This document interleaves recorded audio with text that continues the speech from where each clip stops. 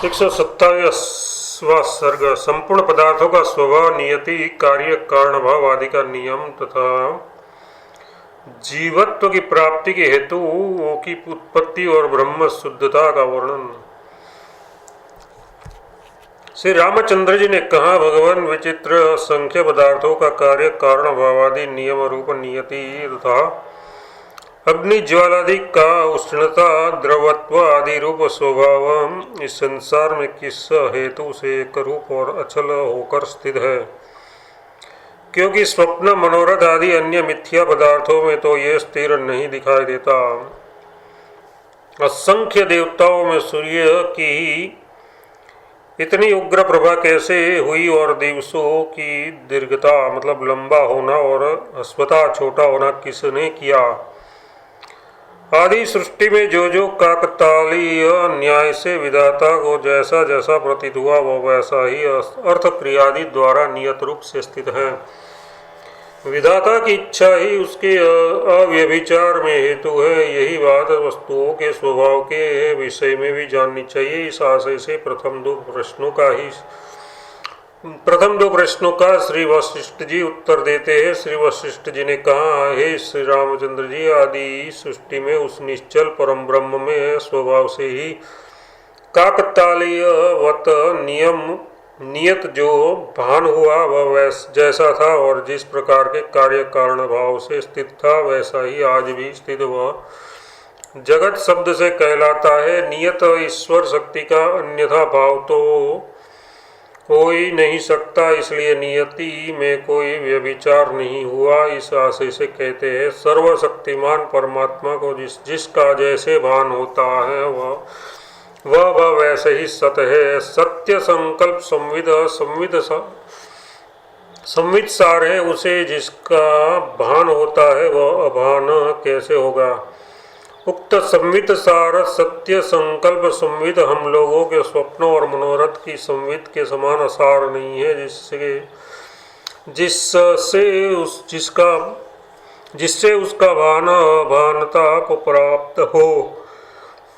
ज्यों के त्यों अपने स्वरूप में स्थित ब्रह्म का चित्त होने के कारण विचार चिरकाल तक जैसा स्फुरण होता है, माया के उदर में स्थित उसी का सृष्टि काल में भान होता है तथा प्रलय काल में सूक्ष्म होने के कारण वही अभान सदस्य हो जाता है। वही अनादि सकल वस्तुओं की अर्थ क्रिया शक्ति है और वही नियति है, अथवा नियत सकल अर्थ क्रिया में समर्थ ब्रह्म ही जगताकारता धारण करता है। इसलिए भी नियति प्रतिष्ठा की सिद्धि होती है, ऐसा कहते हैं।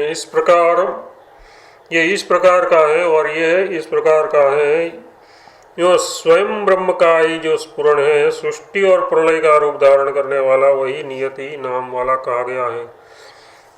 अथवा चूंकि जागृत, स्वप्न और सुषुप्ति इन तीनों अवस्थाओं का अज्ञात आत्मा ही स्वभाव है, इसलिए यथा दृष्टि नियति का व्यभिचार नहीं होता है, ऐसा कहते हैं। चित्त में जागृत, स्वप्न और सुषुप्ति इन तीनों अवस्थाओं का जो स्वतः स्फुरण है अत्यंत निर्मल, वह उसी से वैसे ही अभिन्न है जैसे कि जल से द्रव्यत्व अभिन्न है। जागृत, स्वप्न और सुषुप्ति तीन अवस्थाओं की चित्त स्वभावता का विविध दृष्टांतों से समर्थन करते हैं। चित्त में जागृत, स्वप्न और सुषुप्ति इन तीन अवस्थाओं का जो स्वतः स्फुरण है अत्यंत निर्मल, वह उससे वैसे ही अभिन्न है जैसे कि जल से द्रव्यत्व अभिन्न है।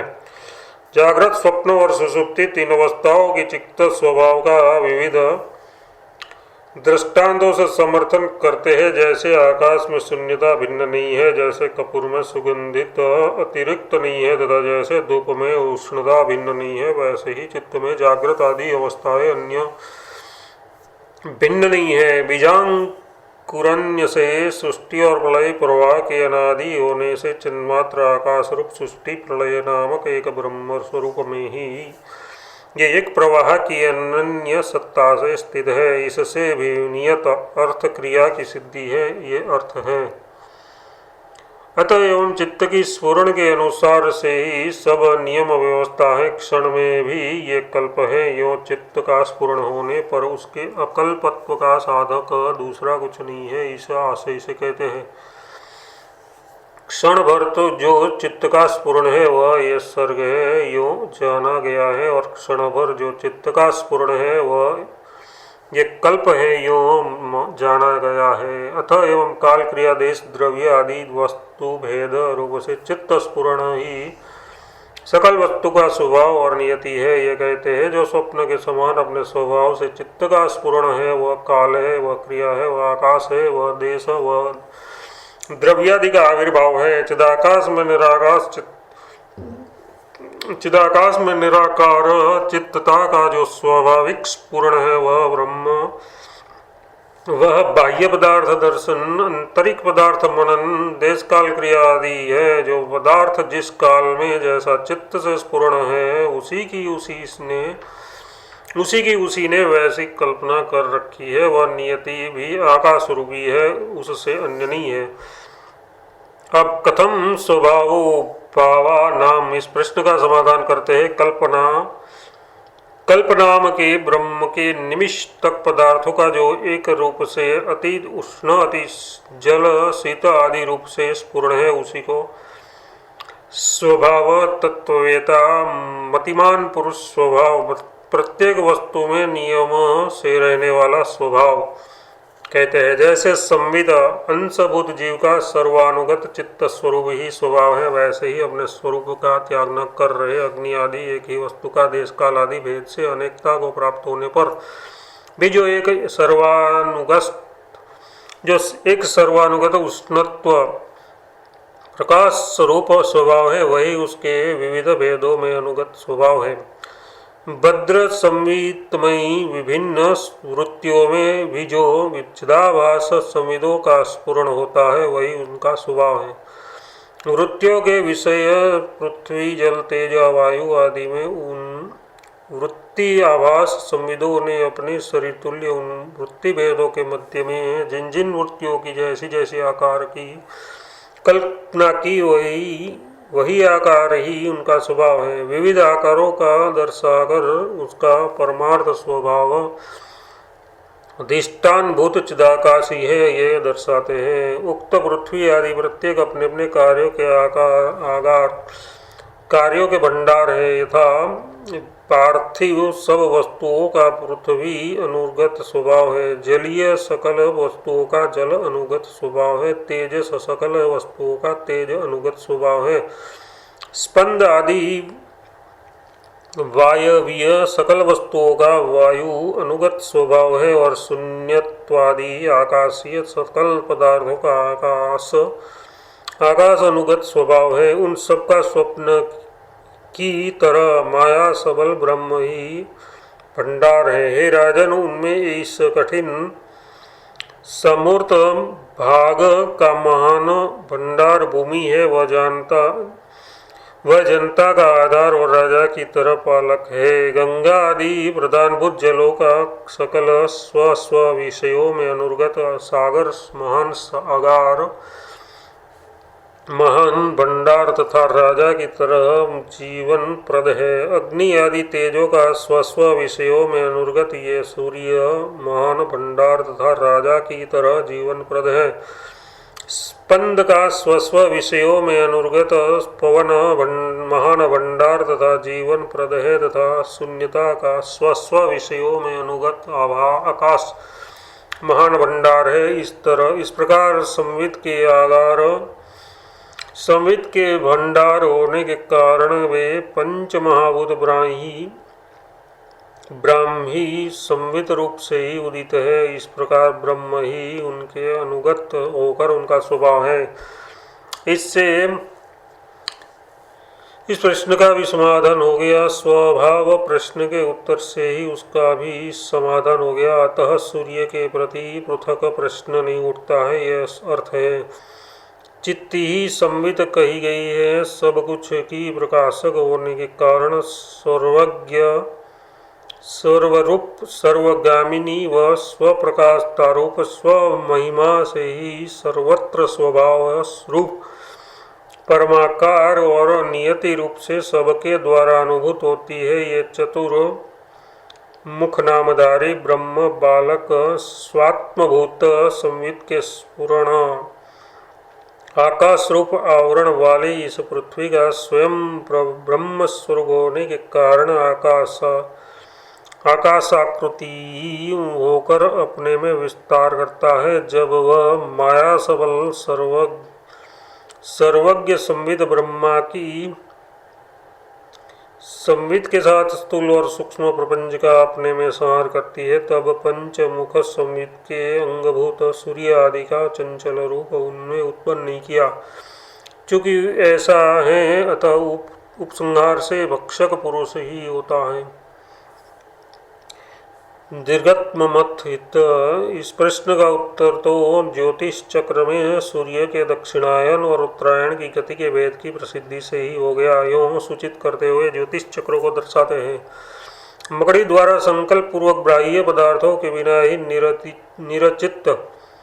विरचित मक्खियों को बांधने के जाल की तरह ब्रह्मा से केवल विविध संकल्पों द्वारा निर्मित ग्रह नक्षत्र आदि का भूत शिशुमार चक्र ज्योतिष शास्त्र आदि में प्रसिद्धि है। सूर्य द्वारा उसी के दक्षिणायन और उत्तरायण मार्गों का अवलंबन करने के कारण आपसे पूछा गया दिवसों का अस्वस्थ और दीर्घत्व जैसे ये चिदाकाश दृश्य के समान प्रतीत होता है, वैसे ही प्रतीत होता है। स्वत्वेत देशु सूर्य एग्रोध कथम। इस प्रश्न में जो अनेक देवता कहे गए हैं उनको ज्योतिष चक्र में नक्षत्र रूप से स्थित देखते हैं। उनमें कोई सूर्य आदि अत्यंत भास्वर है, कोई चंद्र आदि अल्प भास्वर और कोई पूर्वोक्त राहु आदि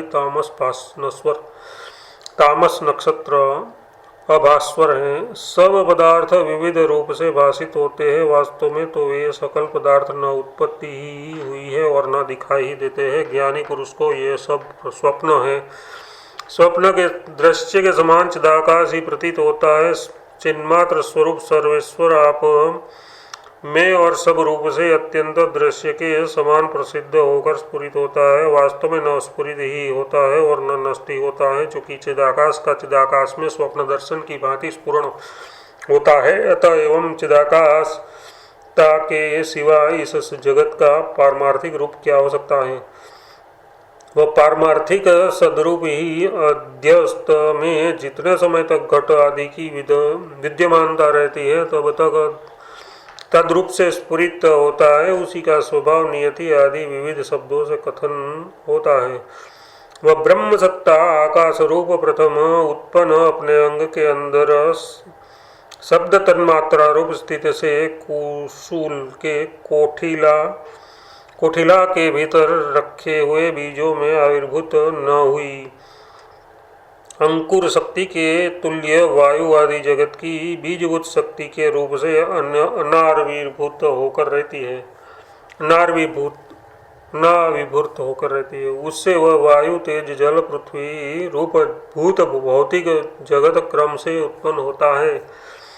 इस तरह के जो यहाँ कल्पना है ये वह अज्ञानी लोगों के तत्वबोध के लिए जगत सृष्टि प्रतिपादन की इच्छा से श्रुतियों और मुनियों द्वारा की गई है, न कि सृष्टि ही तात्विक वास्तविक है ये प्रतिपादन के लिए की गई है। यदि सृष्टि ही वास्तविक है ये प्रतिपादन के लिए हो तो ये सृष्टि कथा मूर्खों द्वारा ही विरचित और व्यर्थ होगी, क्योंकि ये सृष्टि वास्तविक है ये ज्ञान होने पर किसी का न तो कोई प्रयोजन शास्त्रों में सुना गया है और न लोक में कहीं देखा गया है। वह यहाँ कभी न तो अस्त को प्राप्त होता है और न उदित होता है। शिला गर्भ के समान नित्य शांत ये सत्य भी असत है, क्योंकि तात्विक ब्रह्म रूप न अस्त को प्राप्त होता है और न उदित होता है। इस कारण पर सत्ता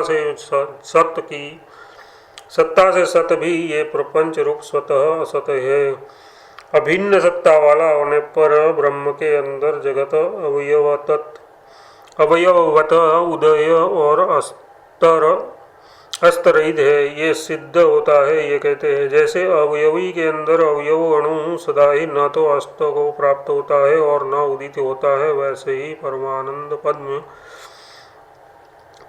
पद में अनंत जगत भी न तो अस्त को प्राप्त होते हैं और न उदित होते हैं। ब्रह्म सत्ता से अतिरिक्त जगत सत्ता का अपलाप करने पर जगत शुद्ध ब्रह्म स्वरूप ही सिद्ध होता है, इसलिए उसके उदय अस्तमय आदि वैचित्र्य का विनाश हुआ। ये कहते हैं जैसा आकाश आकाश में रहता है, वैसे ही ब्रह्म आकाश में जगत आकाश रहता है। यूँ अत्यंत विशुद्ध जगत का कैसे विनाश होता है, कैसे उदय होता है। इस तरह जगत के मूल तत्व का विचार करने पर जगत की ब्रह्म मात्रता का प्रतिपादन कर ब्रह्म ही स्वतात्विक मतलब वास्तविक रूप का विस्मरण होने पर जगत रूप होता है, ये कहने के लिए भूमिका रचते हैं।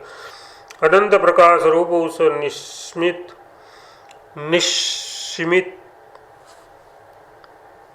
निशस्मी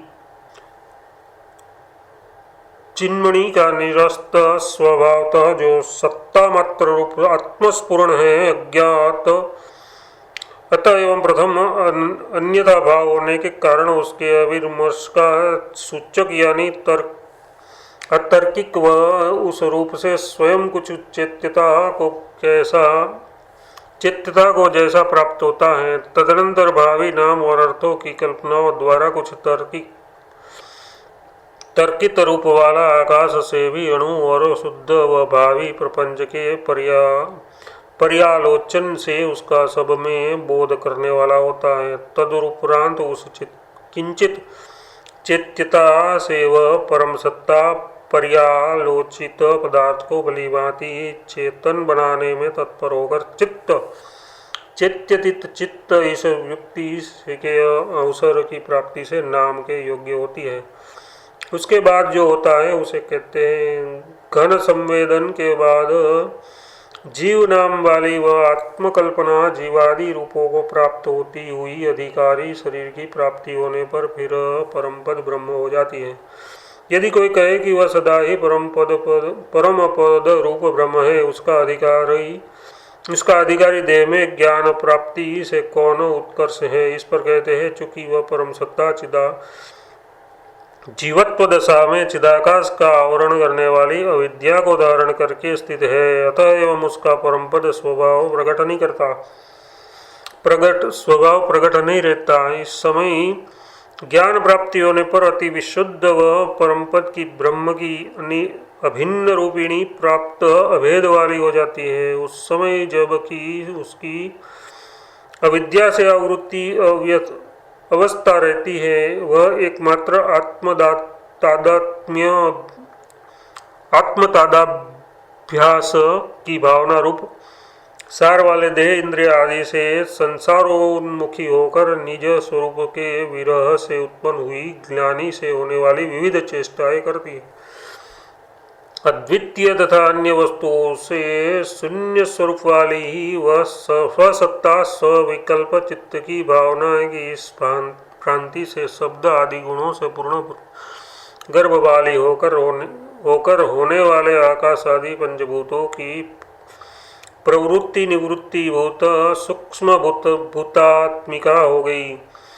उससे अहंकार प्रधान लिंग देह कल्पना होती है, ये कहते हैं। उसके बाद लिंग देह वर्ती प्राण क्रिया से होने वाली काल सत्ता के साथ अहंता का उदय होता है। होने वाले व्यवहार के प्रयोजन भूत वे दोनों कला सत्ता और अहंता जगत की स्थिति के बीज भूत हैं। परम चित्ती शक्ति का स्वस्फुरण असदरूप ये जगत जाल उसके चेतन से सत्य के समान स्थित है। इस तरह की संकल्प रूपी महावृक्ष की बीजभूत वह चित्ती अपने अंदर अहंता की भावना करती है और क्षण भर में अहंता स्वरूप हो जाती है। वही ये आज हिरण्यगर्भ रूप से समष्टि जीव नाम को प्राप्त कर उत्पत्ति नाश रूप भ्रांतियों से माया सबल ब्रह्म में वैसे ही भ्रमण करती है जैसे जल में जल लहरियों से भ्रमण करता है। उसकी जीव समष्टि हिरण्यगर्भ रूप से स्थूल पंचभूत कल्पना को कहते हैं। इस प्रकार भावना वाली चित्ती इस सूक्ष्म आकाश तन्मात्र भावना को धीरे धीरे घनी करके स्वयं स्थूल आकाश की भावना करती है। वह स्थूल आकाश रूप चित्ती भावी नाम और अर्थ रूप शब्द राशि लक्षण महावृक्ष की बीजभूत और पद वाक्य प्रमाणों से पूर्ण वेद शास्त्र के अर्थ की आधारभूत है। उस वेद रूप शब्द सार से शब्द राशि से निर्मित अर्थों की राशि के परिणाम से विस्तार वाली संपूर्ण जगत शोभा उदित होगी, क्योंकि स भूरिति व्याहृति।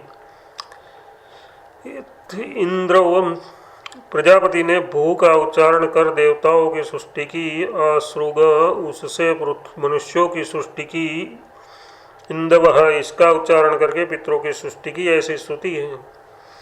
इस प्रकार के विचित्र संकल्प वाली ब्रह्मचित्ती ही जीव शब्द से कही जाती है, उससे अन्य नहीं है। वह भावी शब्द और अर्थ राशि से भूत संघ रूपी वृक्ष की बीजभूत है। 14 भुवनों में निवास करने के कारण 14 प्रकार की भूत राशि और आकाश को व्याप्त किए हुए जगत रूप जीर्ण पत्रों की राशि उक्त समष्टि जीवभूत हिरण्यगर्भ रूप चित्ती से प्रकट होगी। उसके स्वनिर्मित भूत भौतिक प्रपंच के भोगों के लिए समष्टि त्वचा आदि इंद्रियों की कल्पना का प्रकार कहते हैं। उक्त चित्ती अधावधि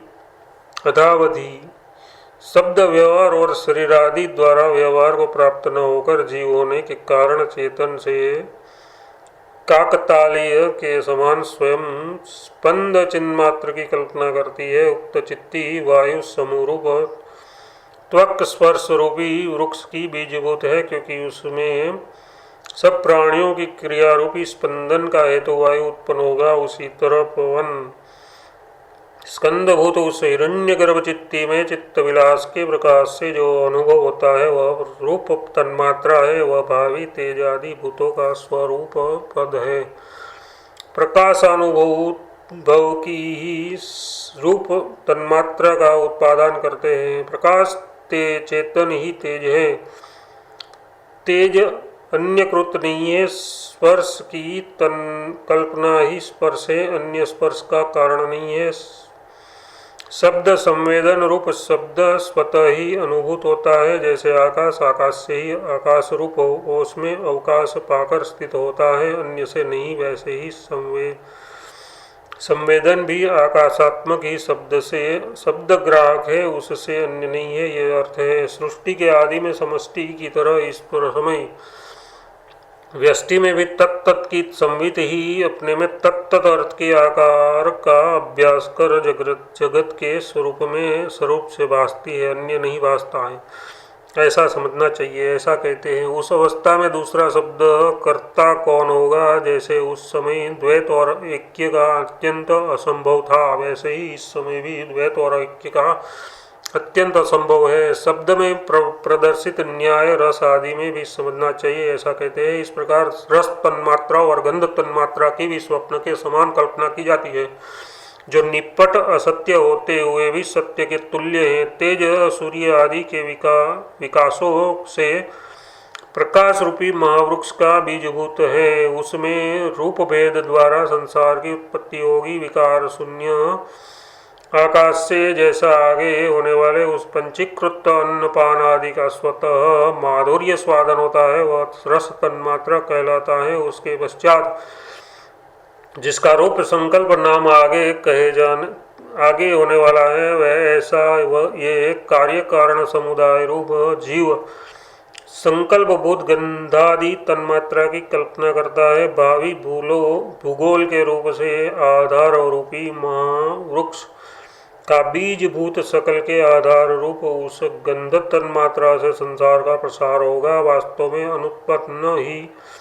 अनुत्पन्न ही शब्द स्पर्श रूप आदि तन्मात्राओं का समूह इस प्रकार उत्पन्न हुआ। वास्तव में निराकार भी वह कल्पनावश साकार हो गया। ये तन्मात्राओं का समूह काकतालीय के समान जिस प्रदेश से स्वयं रूप हो जाता है वह नेत्र कहलाता है। जिस प्रदेश से स्पर्श का अनुभव करता है वह त्वग्नेन्द्रिय कहलाता है। जिस प्रदेश से रस का स्वाद लेता है वह रसेंद्रिय कहलाता है एवं जिस प्रदेश से गंध का अनुभव करता है वह घ्राणेन्द्रिय कहलाता है। पूर्वोक्त विविध परिच्छेद की तरह देह पिंड में अहं भाव प्रयुक्त इसकी दिक्काल में के भेद की कल्पना कहते हैं।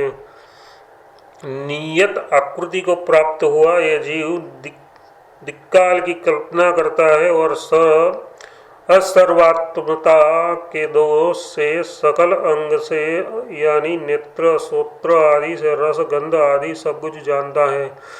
इसी रीति से प्रत्येक जीव में अनुक्त भी अनंत सांसारिक कल्पना आत्मा के अंतर्गत ही अनुमय है। अनंत होने के कारण प्रत्येक का पृथक पृथक कथन अशक्य है और वे अनंत कल्पनाएं आत्मा से अभिन्न आत्मभूति ही है, इसलिए वे परमार्थ रूप से न उदित होती है और न नष्ट होती है, किंतु पत्थर के गर्भ के समान सच्चिदानंद एक घन निरव्यापारी स्थित है। 127वां सर्ग।